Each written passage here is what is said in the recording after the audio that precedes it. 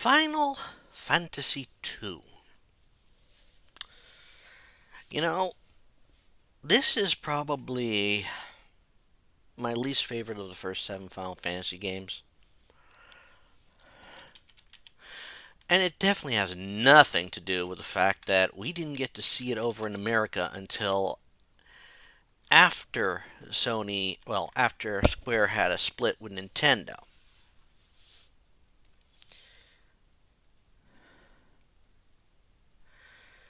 And, you know,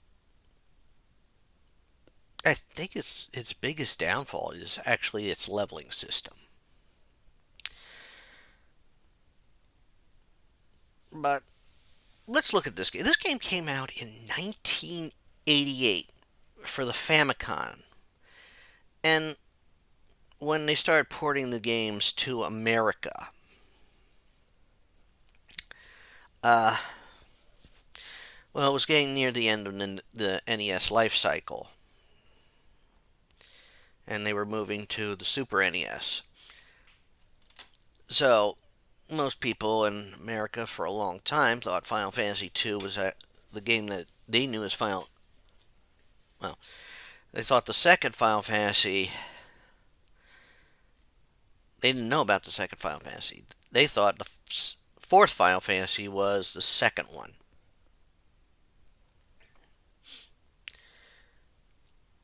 Now, this is one of those games where you actually had given names for the characters. And some had set roles. But where different it is, you didn't necessarily have the four elements that you had to acquire.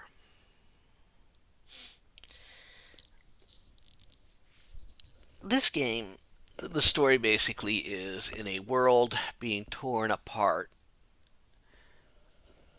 as the Empire of Palamecia is trying to take over. And of course, those who are refugees from towns that they attacked or anything like that, or took over, have formed a rebellion. Now, the game opens as our three of our main characters are escaping from a town that's being attacked.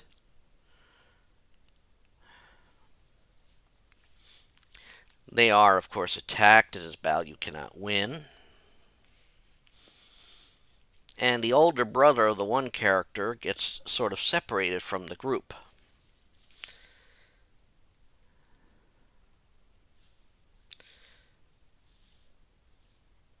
And thus, the three that were saved were rescued by the rebel forces and, well, taken care of, possibly raised a bit. And now they want to repay that care and that raise, being raised by fighting for the resistance, the rebels. And so it's agreed upon. You can do that. They give them first scouting missions because their forces are no match for the Empire's forces in open conflict. Because all the Empire soldiers have mithril armor, which is pretty much tough against for any weapon.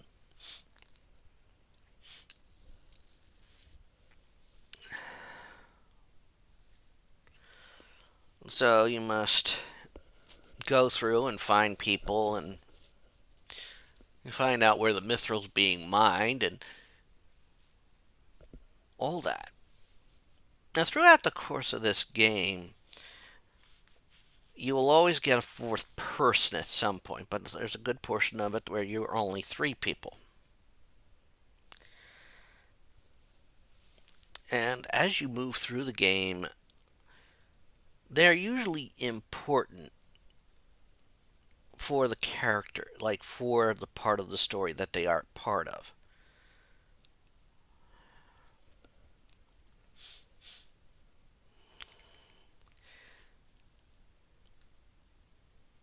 Now,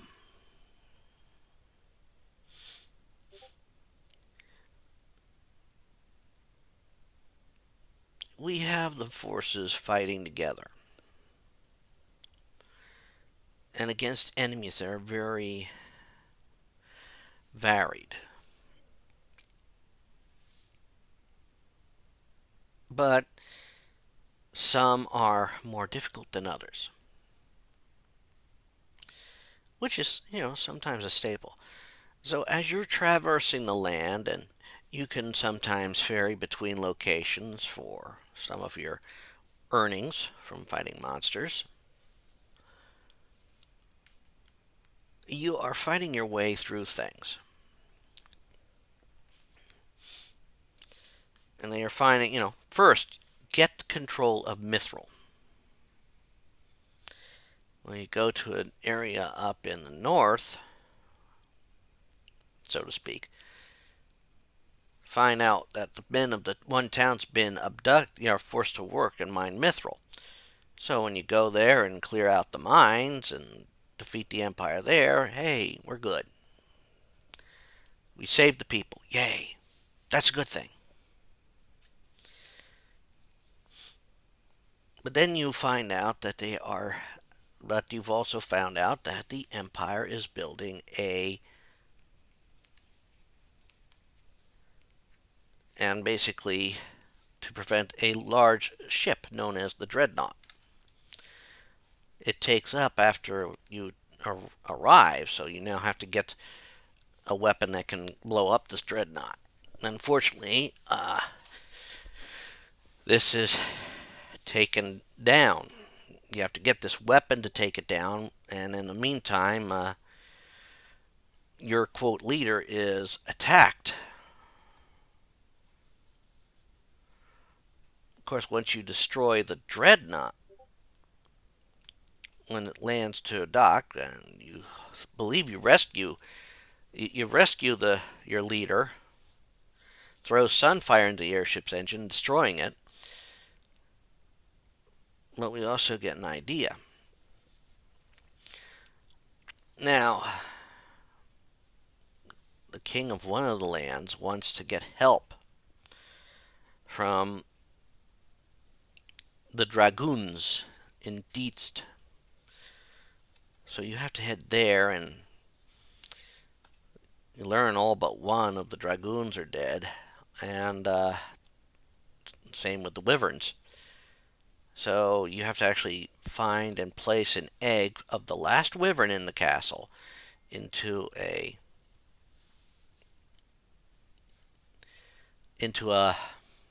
live spring that's in this cave where the wyverns use.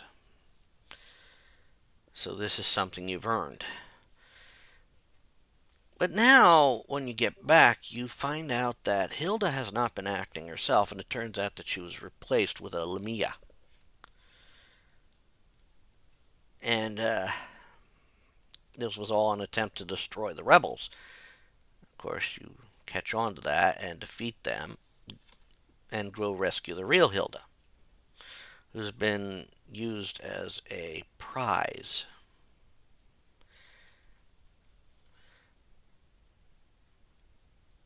Now, after that, you're on a quest to gain some very powerful magic, ultima magic. But to do this, you have to complete a task, a series of trials, I should say. Getting a white mask to get a black mask and placing that on a doppelganger so you can get a crystal rod so you could access this tower where the ultimate magic is. But of course, every time anyone goes there, they're swallowed by a leviathan. And there's some people living in there.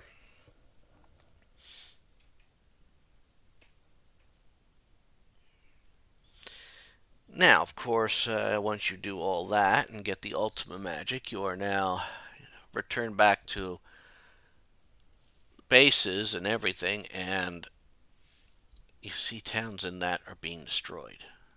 They have been destroyed by a cyclone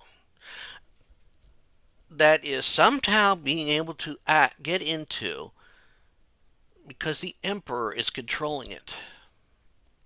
Like a last ditch effort, I guess, on his part. Of course, you use the Wyvern to get in there. And when you get in and work your way to the top, you fight the Emperor himself. And you kill the Emperor. And you think the game is over at that point. But it's not. That's not it. You see, Leon, who's basically been brainwashed by the Empire, is being, now plans to take control of the Empire. So now you have to invade the castle to do so. You gotta find out that you have to, of course, go in from above, since it's all surrounded by mountains, which means you'll need an airship, and, quote, parachuting in, so to speak. Thanks to a known thief in town who did it.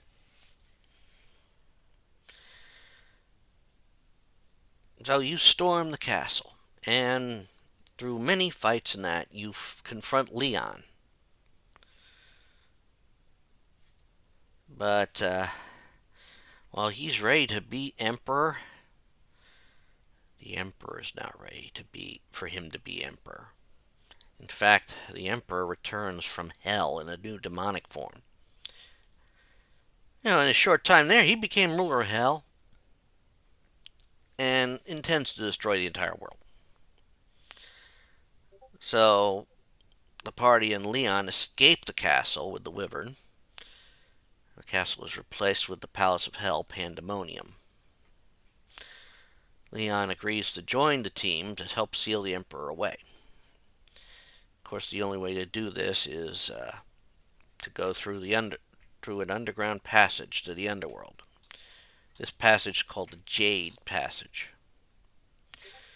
And of course, the monsters, increase. More and more. And once you finally get in there, you go and you fight the Emperor.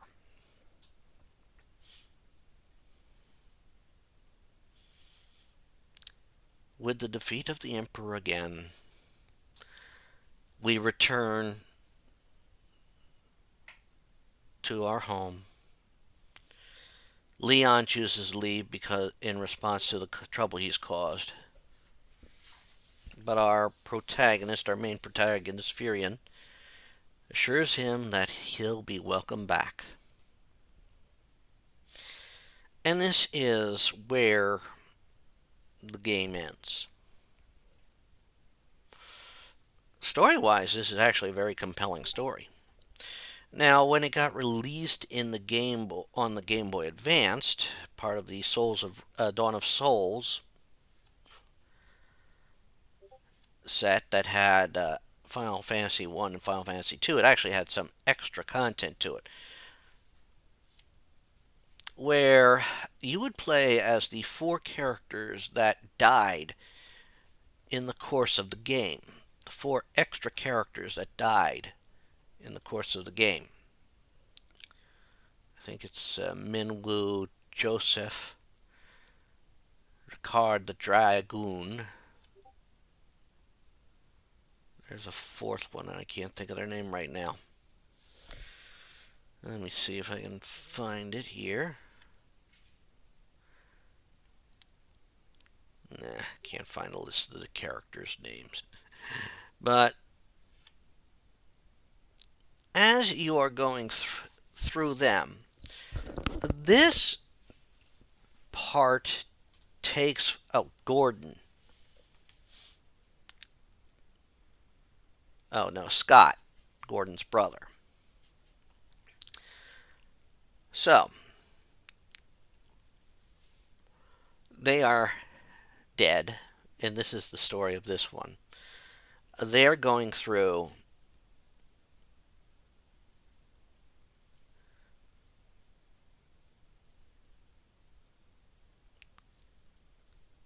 So they are trying to, quote, fight the Dark Emperor from the other side.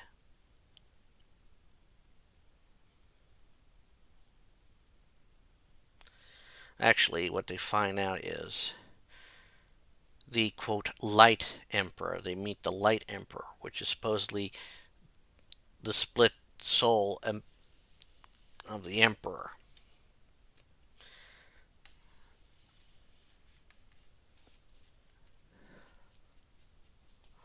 And they are. This one is manipulating them. And they see that this Light Emperor is just as bad as its as the Dark Emperor. The guy was literally just two halves of a very evil person. And so they are fighting the Light Emperor as Furion and his allies are battling the Dark Emperor.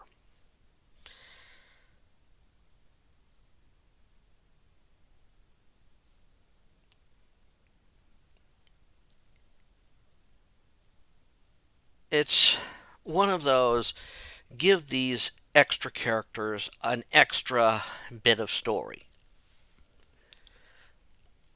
To say to defeat the Emperor, you must defeat all aspects of the Emperor.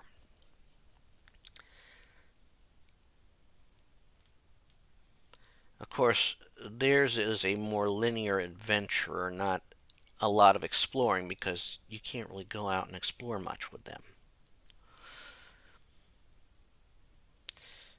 So, this was an added on story. Now, this is how the story is. This was a second Final Fantasy game, and so it had some very troubling mechanics in it, in my opinion. Well, it was the first one where you had a set team with names and all that, or default names, I should say.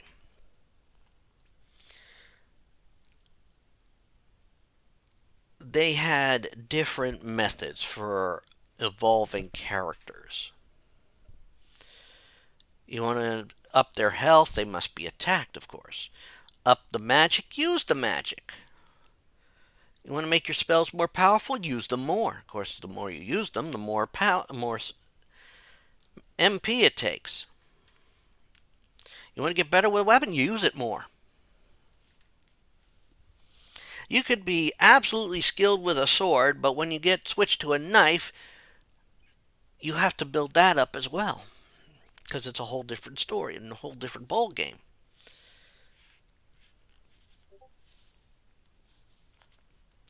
Characters don't individually level up. Well, of course, they have to survive a battle to level up. And some spells have to be used.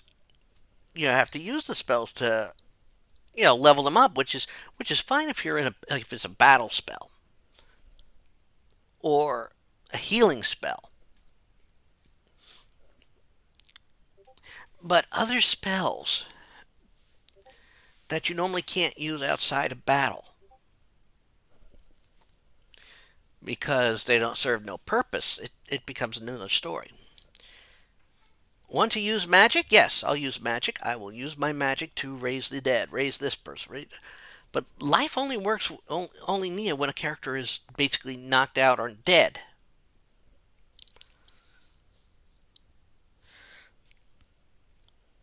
So that hurts. But there's also the other downside with this and that's when you get a character who when you get attacked, like this was also the first game they introduced the Marlboro,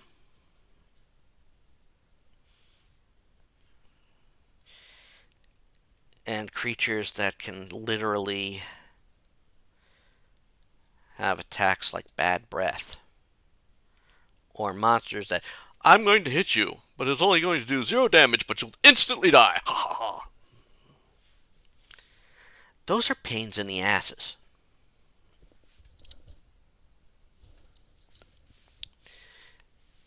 It really calls for battle planning. Oh, we have this guy that can hit you for like 1,000, 2,000, 3,000 hit points of damage, and also, the damage you've done to them can be undone because they steal your health. Like, you bastards! It's hard. It makes it difficult.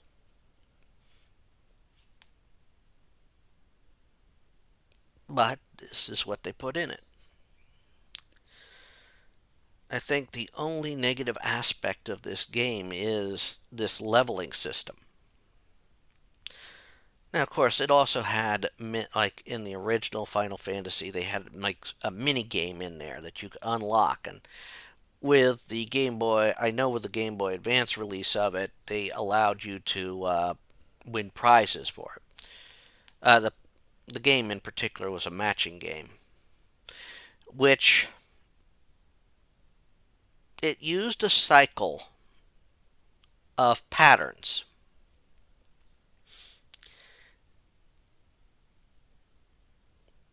And I actually found one of the patterns cycles that they used.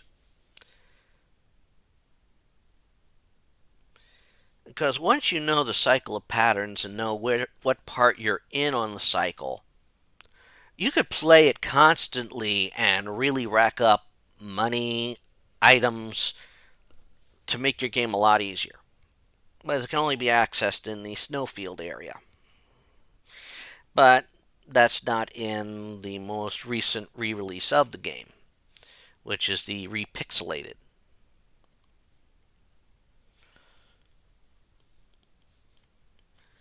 Which, you know, that's a shame.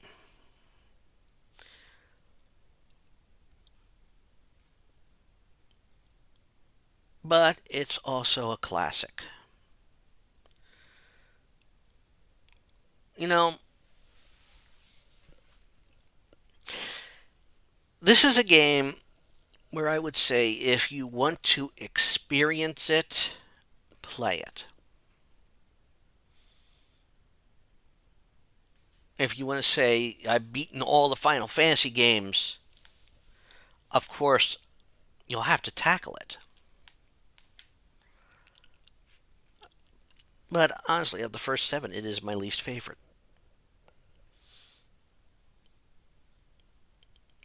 And I think it's because of that whole leveling system they had in place.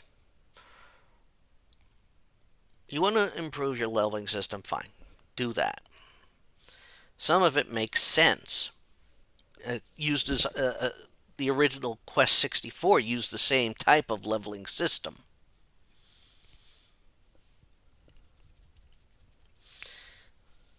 It can be a pain in the butt early on, but the later you get, it just could make the game too easy. Which is probably why you have to add bitch ass monsters that say, hey, I'm going to hit you once and it'll kill you, even though it doesn't take any health. Ha ha.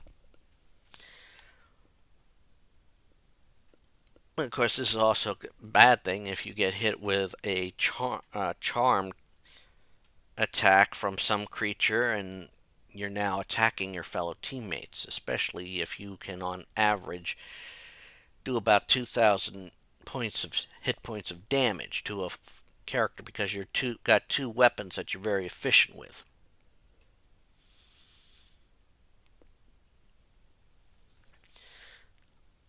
You know, the story is a very well developed story. And even when you think that this was originally released on an NES, well, that plays a part in it. So that's good. Very complex story. Music's great. The world looks beautiful. Like I said, the only downside is that leveling system. This is not a game I would say don't play. But it's definitely one I don't think you'd want to replay too often. And that's all I'm going to say about Final Fantasy II. Hope you listened to me, enjoyed listening to me talk about this game. And like I said, if you want to play it, I would say play it just for the experience. If you don't need to play it, that's fine too. But as always, take care all. Have fun. Bye.